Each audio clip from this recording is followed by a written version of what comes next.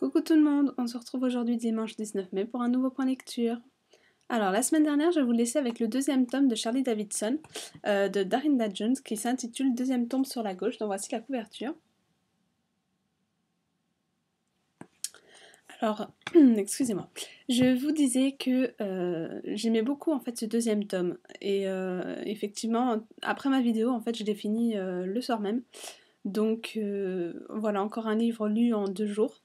C'est vrai qu'en général, quand un livre me plaît, j'ai du mal à le lâcher. Et là, effectivement, j'ai eu beaucoup de mal à le lâcher, quoi. C'était juste super intéressant. Le style d'écriture de l'auteur est super fluide. On lit vraiment sans s'apercevoir réellement qu'on lit.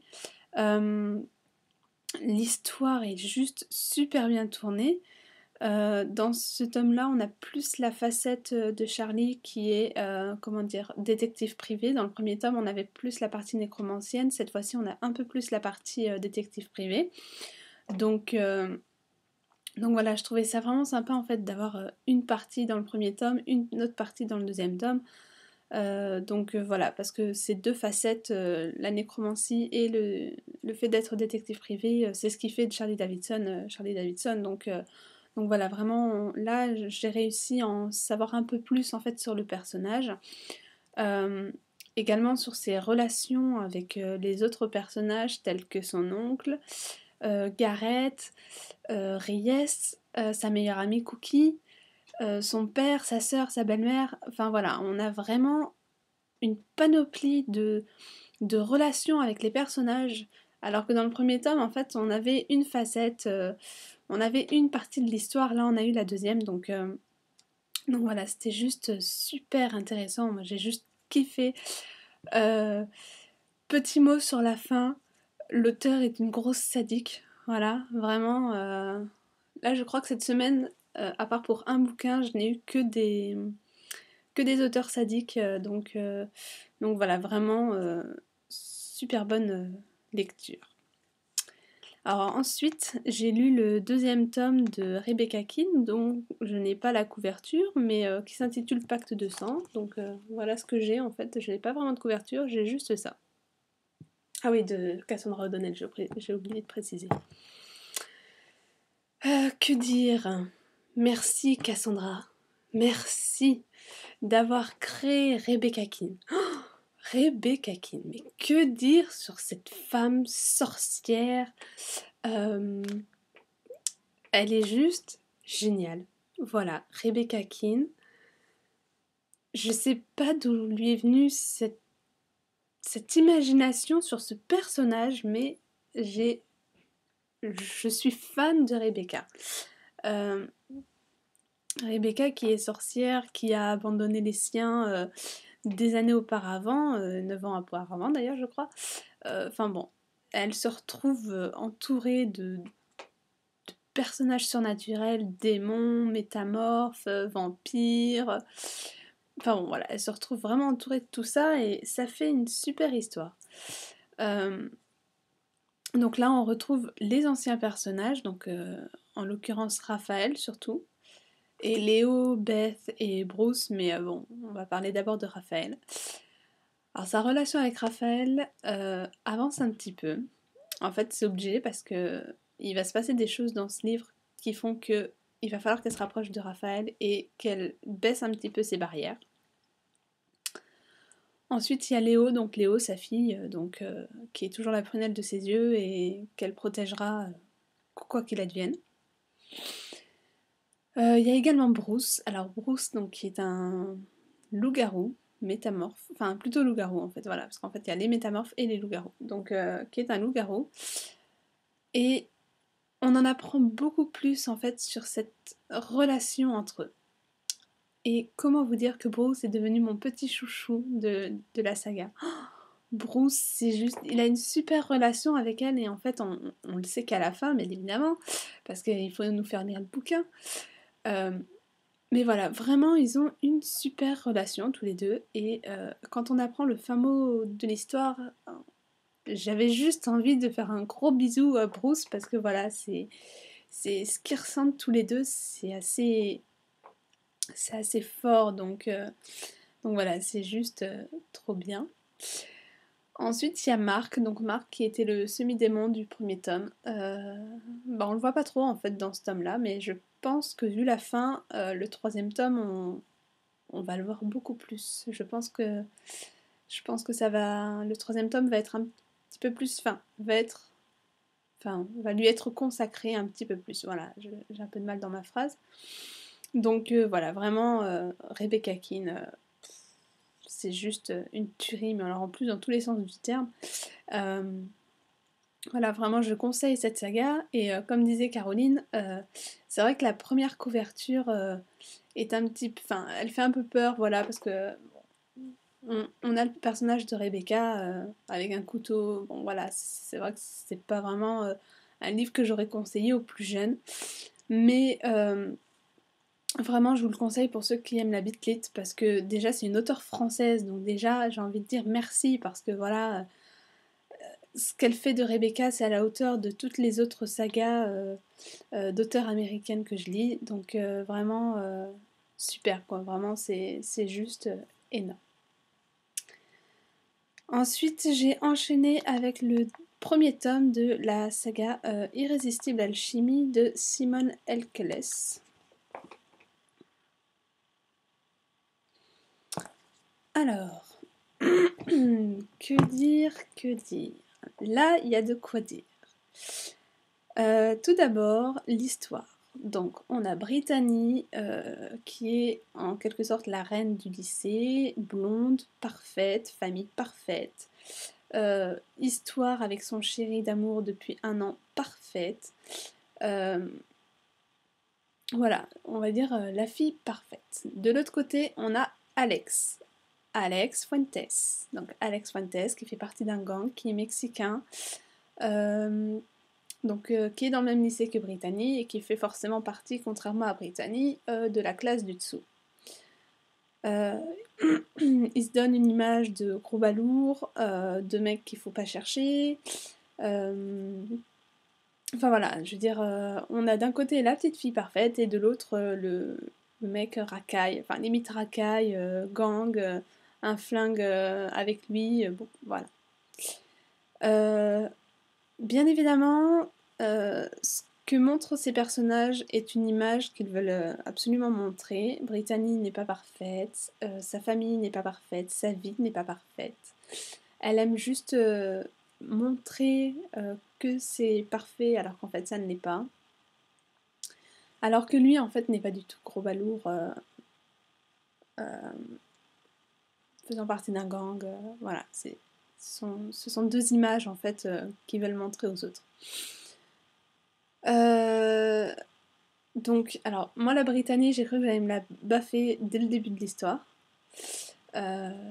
Son personnage de petite fille parfaite m'a juste gonflé, même si c'est une image, je le savais, mais ça m'énerve. En plus, la raison pour laquelle elle veut elle veut montrer cette image d'être parfait, je l'ai trouvée mais nulle. Dans le sens où, pour moi, c'était pas la bonne raison, quoi. Certes, elle a pas une famille parfaite, elle a pas une vie facile, mais la raison qu'elle donne au milieu ou vers la fin du livre, j'avais juste envie de la baffer, quoi. Moi, je veux dire, j'ai déjà été dans ce genre de situation et, enfin, pas personnellement, mais j'ai déjà travaillé avec des personnes qui souffrent de la même maladie que sa sœur dans le bouquin, et jamais, au grand jamais, j'aurais eu envie un jour de dire que ma vie était parfaite à cause de ça, quoi. Je veux dire, c'est juste... mais en fait, ça m'a mise hors de moi le fait que, voilà, elle puisse donner ce genre de raison, ça m'a juste énervée. Donc Brittany, elle m'a juste gonflée. Ça va mieux vers la fin, mais voilà, Brittany, vu qu'au début j'ai eu beaucoup de mal, j'avoue que voilà, à la fin, ça n'a toujours pas été mon personnage préféré ou quoi que ce soit, quoi. Alors que Alex, je me suis vraiment attachée à lui. Je crois que si j'ai continué le bouquin, en fait, c'est pour lui, parce que voilà, j'avais vraiment envie d'en savoir plus sur lui. ce mec qui fait partie d'un gang, mais en fait on sait très bien que voilà, c'est pas le gros balourd machin. Voilà, c'est. Voilà, Alex, j'ai vraiment eu un coup de cœur pour lui, quoi. Donc, cette histoire, ça fait un peu. En fait, en bémol, je vais vous dire ce que j'ai trouvé, c'est que cette histoire, ça fait un peu. Roméo et Juliette à l'heure d'aujourd'hui, donc vraiment. Enfin, moi qui suis une fan de Roméo et Juliette depuis que j'ai 12 ans, ça a du mal à passer. La fin. Oh, la fin. Non mais sérieux, qui ose écrire ce genre de fin? Alors en plus, l'épilogue, mais alors. Oh là là. Enfin bon, j'ai trouvé ça mais d'un gnangnatisme incroyable. Euh, Franchement, non. Franchement, mais alors la fin, je crois que ça a été la petite goutte d'eau qui fait que ping. Néanmoins, même si j'ai pas réellement apprécié ce bouquin, ayant apprécié Alex, j'ai envie de lire la suite parce que la suite est sur son petit frère qu'on a découvert dans ce tome. Donc voilà, c'est vrai que j'aimerais bien découvrir Carlos maintenant. Et voilà, et donc je me dis que je lirai le deuxième tome, mais pas tout de suite, hein. On va attendre un petit peu quelques mois. Et voilà. Et petit bonus aussi quand même sur ce bouquin, c'est que c'est un coup un chapitre sur Brittany, un coup un chapitre sur Alex. Donc j'ai bien aimé le fait de passer d'un personnage à l'autre. Ensuite, qu'est-ce que j'ai fini hier, j'ai terminé le deuxième tome des Vampires de Chicago de Chloé Neal qui s'intitule Petite morsure entre amis. Alors, les Vampires de Chicago, que dire?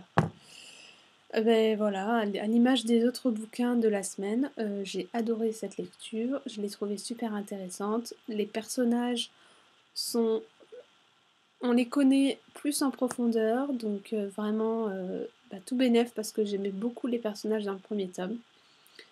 Il y en a de nouveaux qui arrivent, aussi à la fin on va dire, et ça sent bon pour le troisième tome qui est entré dans ma palle dès hier soir parce qu'en fait j'arrive vraiment pas à rentrer dans un autre bouquin que j'avais prévu ce mois-ci, donc j'ai fait un échange standard. Non voilà, franchement les Vampires de Chicago, rien à dire, c'est juste trop bien.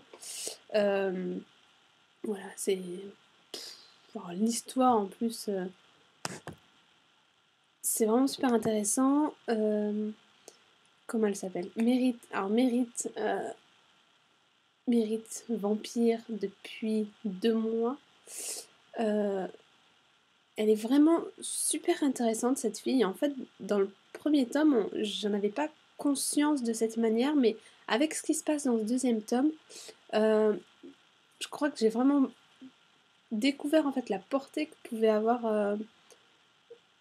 enfin, le fait qu'elle soit vampire, en fait, ça a vraiment un réel sens dans ce bouquin, et on sait pourquoi qu'à la fin, bien sûr. Mais voilà, c'était super intéressant. Je crois que Chloé Neal a vraiment fait un truc, je vais me répéter, mais très intéressant avec cette saga et ses personnages. Alors, lecture en cours, j'ai commencé Signe Noir de Rachel Mead. Qui s'intitule Reine des Ronces.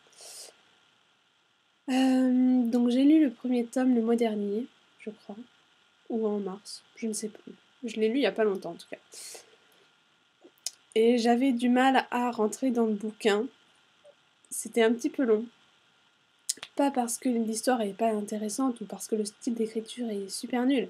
C'est juste que voilà, Rachel Mead, je suis déjà dans Succubus, dans la saga Georgina Kincaid, et c'est pas le même genre, mais j'aime vraiment. Et en fait, dans celui-là, j'ai ressenti encore le fait que j'ai eu un peu de mal hier soir à rentrer, dans le sens où, voilà, j'ai lu un petit peu lentement, donc j'ai quand même atteint les 22% hier soir, ce qui est déjà pas mal, hein, ça fait 110 pages, je ne suis quand même pas mécontente de moi, en sachant que j'ai quand même lu plus de 200 pages du deuxième tome des Vampires de Chicago dans la journée, donc je me suis encore fait une bonne journée lecture. Mais voilà, c'est vrai que J'ai l'impression que cette saga, je lis un petit peu lentement au début, et une fois que je suis lancée en fait dedans, ça va parce que hier soir, effectivement, j'ai eu un petit peu plus de mal à lâcher le bouquin.